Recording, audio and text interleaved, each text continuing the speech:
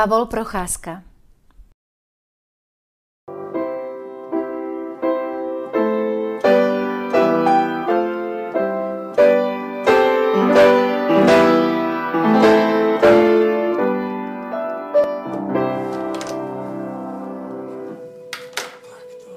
Pavol Procházka patrí k najvýznamnejším slovenským dirigentom.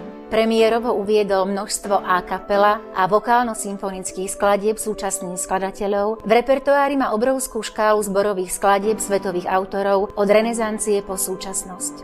Získal množstvo významných ocenení, realizoval stovky koncertov a nahrávok pre rozhlas a televíziu v krajinách takmer celej Európy, ale aj Južnej Kórei, Maroku a Brazílii. Spolupracoval s mnohými svetovznámymi dirigentmi a solistami. Ako prvý slovenský dirigent účinkoval na pôde Akadémie Nazionale di Santa Cecilia a každoročne sa s veľkým úspechom zúčastňuje na medzinárodnom hudobnom festivale Ballet de Itria v Taliansku.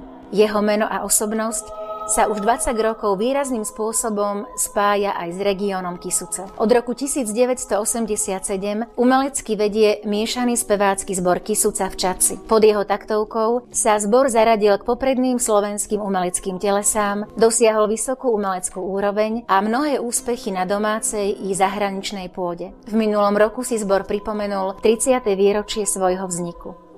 Hudba je v podstate mojím celoživotným krédom.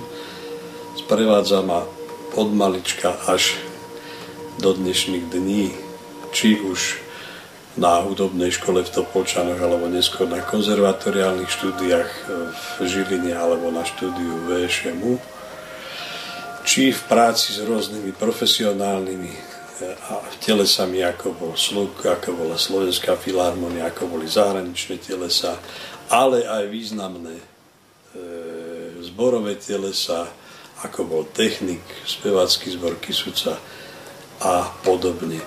Momentálne som na poste hlavného zbormajstra Slovenského národného divadla a okrem svojej interpretačnej činnosti venujem sa aj činnosti kompozičnej. Pavol Procházka.